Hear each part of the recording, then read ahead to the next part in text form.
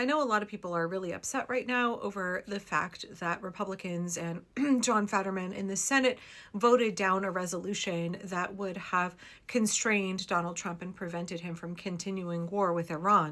But I hate to say it, this is another one of those times I got to whip out one of my favorite phrases, y'all, fork found in kitchen. Fork found in kitchen. We should not be surprised by March of 2026 to see that the Republicans are functioning as a fully fascist party, empowering Donald Trump to act like a king, to act like an absolute tyrant.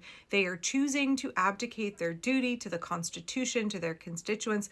They are just green lighting, checking, passing on through, allowing anything Donald Trump wants to go forward, with very, very, very few exceptions. So I know this is really disappointing to all of us, but we should not be surprised when the Republicans act like fascists, because the Republican Party is a fully fascist party. They have no interest in legitimate governance. They are a deeply un-American party set on dismantling American democracy. There's no other way to view them. I know I keep getting upset at my congresswoman and other Democrats who are like, my colleagues across the aisle, my friends who are just deeply misguided. Nope. Republicans know what they're doing. They're fucking fascists. So the vote today, Wednesday, March 4th, I'll probably publish this tomorrow morning, March 5th, was 47-53, largely along party lines. We saw, shocking, I know, we saw John Fetterman of Pennsylvania vote with the Republicans. He's incredibly pro-Israel. He seems to be fully in support of pretty much everything Donald Trump is doing. Yeah. And then we saw that Rand Paul of Kentucky, who is a Republican, I think he's got more of a libertarian bent, right, voted with the Democrats. That has far more to do with his isolationist politics and not wanting to wage war anywhere, right, than it does with his condemnation of Donald Trump. I believe Rand Paul was one of the Republicans who stood up and gave a standing ovation to Donald Trump during his unbelievably embarrassing State of the Union. So according to The Guardian, this measure would have forced an end to the U.S. air and naval campaign against Iran and require the president go to Congress before re-entering the war. Seems pretty reasonable, because who is it that has the power to declare war? It's Congress. It's not Donald Trump. And in light of the fact that over the last couple of days, we've seen members of the executive and we've seen Pete Kegsbreath repeatedly contradict each other about why they got into this war. They claimed that there was an imminent threat. That's the only reason that Trump could have launched this attack. We now know that, actually we knew in advance, there was no imminent threat. 24 hours, less than 24 hours before this strike, Iran had come to the table and said, yep, we're going to give you concessions around nuclear weapons. And there is no intelligence that shows that there was an imminent threat. There's been all kinds of confusing conversations and statements made by the regime. And that's partially because there's a lot of evidence that Donald Trump did this on a whim. There's a lot of evidence that they don't need any kind of strategy. There's no strategy here in the Middle East. Trump did this because who knows what his dementia brain is connecting and justifying, and what level of impulsivity he has as a result of that. Far more he was already extremely impulsive, but it's much worse now. But part of that definitely is because Bibi wanted him to, right? Israel wanted this to happen. Republicans have already admitted as much. Additionally, KKK Caroline said Donald Trump just did this because he had a feeling, right? This is dictator shit. When the leader of an entire nation can go start a war because he has a feeling, because he wants to, because he saw a social media post, because Bibi Netanyahu got on the phone and said, like, hey, do me a solid. The president had a feeling, again, based on fact, that Iran was going to strike the United States, was going to strike our assets in the region, and he made a determination to launch Operation Epic Fury. He had a feeling. He started an entire war because of a feeling. Do we not understand how absolutely batshit that is? How absolutely undemocratic, absolutely un-American, how completely nonsensical that is. Every member of Congress should have been like, whoa. This is not how we do things in the United States. And yet Republican after Republican after Republican is perfectly content to allow Donald Trump to act like a king, to allow Donald Trump to trample the Constitution, to send us into a war, even though Donald Trump said he was going to be an anti-war president. He wasn't going to wage wars. He was the peace president. Even though the American people have no appetite for war, even though this war was launched on vibes, right? Still, we have Republicans in Congress who are like, no, I'm going to abdicate my duty to the Constitution. I'm going to betray all my constituents. I'm going to absolutely fail to do my job as a member of the Senate. And not just the Senate, also members of the House, just Republicans are, it's not just that they bent the knee, right? Like, I want to know what dirt that Donald Trump has on them, because there's an awful lot of powerful Republicans in Congress with really big egos and really big bank accounts. And I want to know why it is that they are not standing up, why they are being so subservient to Donald Trump. What does he have on them? Because he's just had a stranglehold on Republicans. They've just gone along with everything. That has been really baffling to me, that there have been so few Republicans who have found the courage to stand up and do the right thing. And at this point, they all know what's happening. They understand what they are doing to all of us.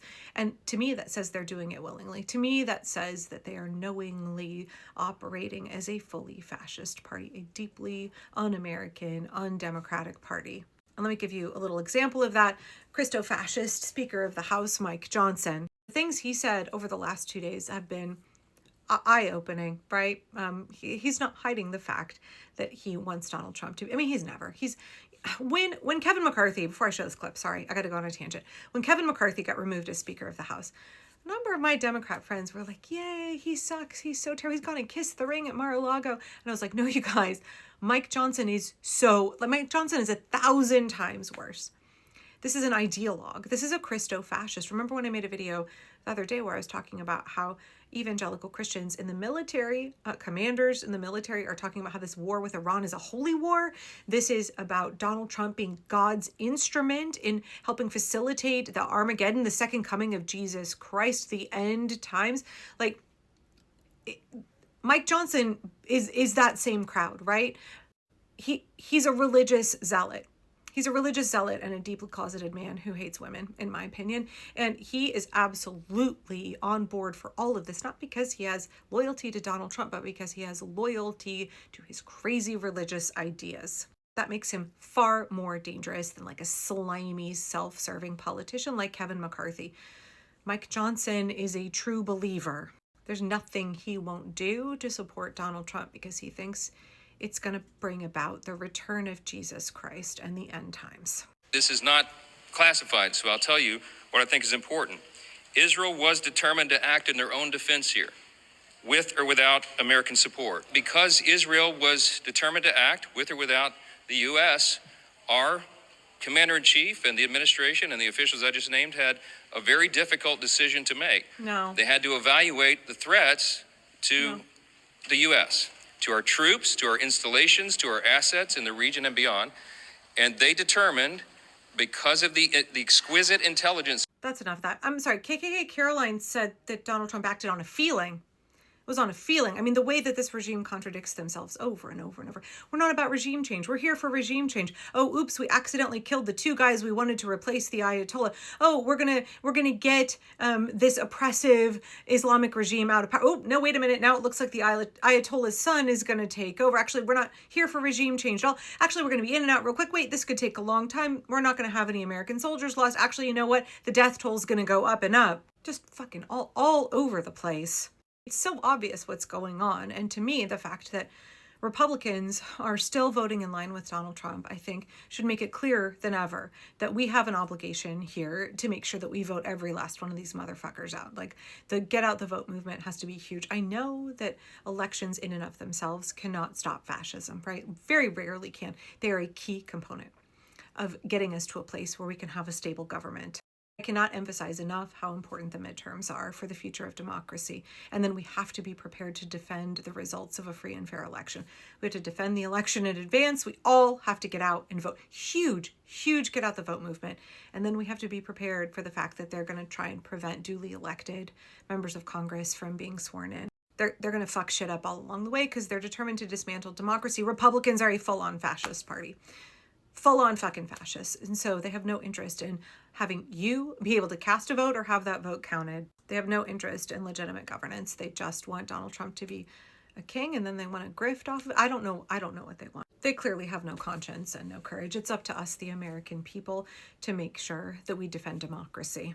This is why the commander-in-chief of our armed forces has the latitude that any commander-in-chief, any president always has, because they have a set of information that is sensitive, timely, and urgent, and they have to be able to act upon it. They did that. Now, as you know, under our system, there are timetables that are involved here, but I think the idea that we would move a War Powers Act vote right now, I mean, it will be forced to the floor, but the idea that we would take the ability of our commander-in-chief, the president, take his authority away right now to finish this job is a frightening prospect to me. It's dangerous, and I am certainly hopeful, and I believe we do have the votes to put it down. That's going to be a good thing for the country and our security and stability. I just want to directly respond to what the Speaker just said to the press, which is that Congress should stay out of it. My response is, Mr. Speaker, have you read the United States Constitution? Because the U.S. Constitution is clear that the power to declare war squarely sits with Congress. And it is very clear that this administration has not put forward a viable argument for why the U.S. should be declaring war on Iran and why it has deployed military resources without congressional authorization. So let me amplify a few things that Ranking Member Meeks has put forward. First of all, has this administration provided a viable legal theory of why we should be going to war with Iran? No. Has this administration put forward a credible piece of evidence as to why there was an imminent threat that meets a legal threshold for attacking Iran? No. Can they explain what their post-conflict plan is for rebuilding and stabilizing the region? No. Can they explain whether and how the breakdown in diplomatic efforts occurred? No. Can they explain why they hit a school full of school children and murdered over 100 school children? No. And can they explain how they plan to stop the loss of U.S. service members? No. In fact, as has already been stated publicly, they expect more deaths of American service members. So the American people need to be demanding that Congress pass this war powers resolution. This is Congress's square responsibility, and we are not going to allow this administration to continue to act illegally, unconstitutionally, and without the designated authority to do what it is doing.